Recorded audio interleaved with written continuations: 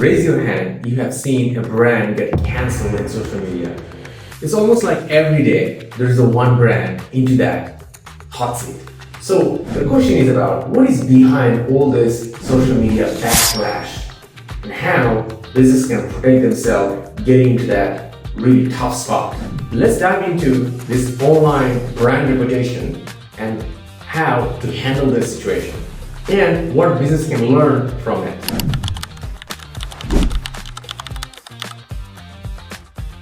One tweet or a post can put one brand's word from outside completely down. And you'll be probably thinking about, oh, is it was only the small brands getting into issue with this one? It's not. Even the big brands having the equal issue. Just ask companies like Pepsi, where the ad featuring Kendall Jenner sparked outrage, or Chick-fil-A got its backlash for its stance against the LGBTQ issues. Social media can amplify customer dissatisfaction in minutes, leading to serious consequences. When a brand misses its marks, the fallout can be severe. Sales plummet, reputation tarnished, and loyal customer can quickly turn into a critic. The lesson? In this today's digital world, the companies must be careful. Publications like AdWorks and Business Insider explore how these social media backlashes can impact different brands. Many companies have learned this lesson in a very hard way because every mistake they make, it costs them pretty big.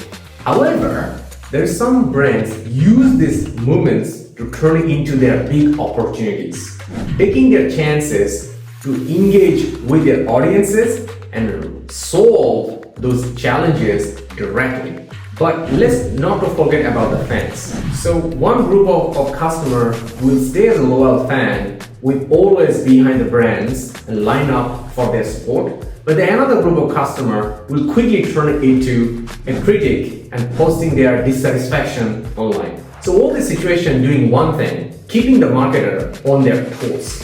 So what can HR leaders and business leaders can take away from this social media backlash phenomenon?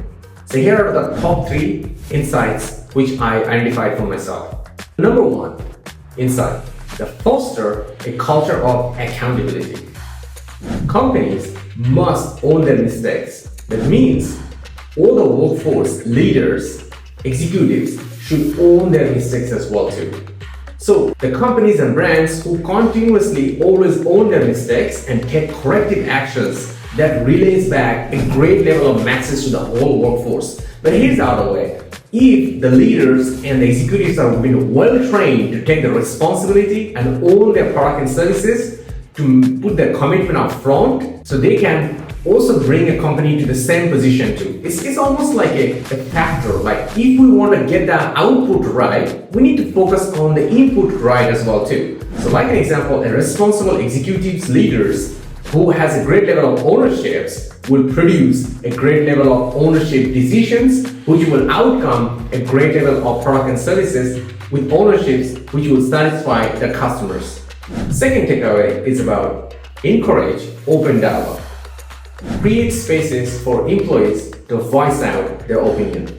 Here's the thing become very tricky. The leaders always want to speak, and they have been really focusing about driving outcomes, so they have been really heavily focusing about speaking.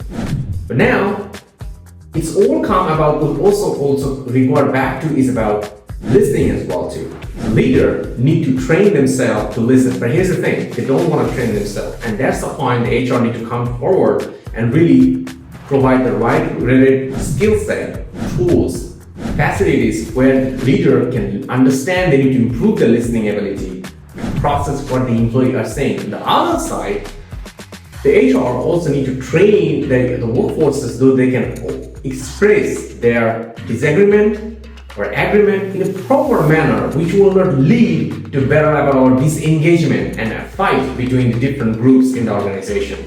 The third insight is about prepare for crisis moment.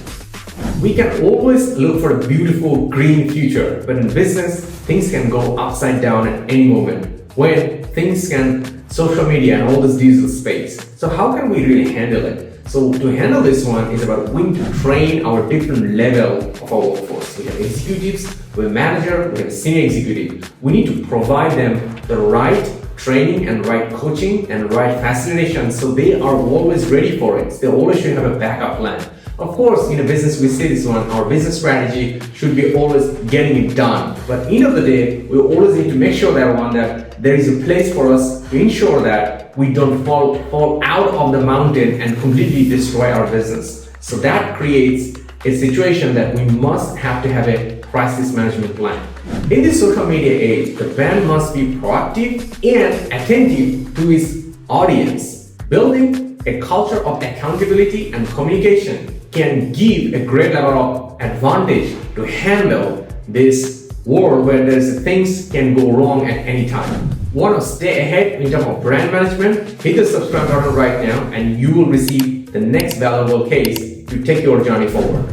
Next week, we have some exciting plans, so don't forget to subscribe so you don't miss it out.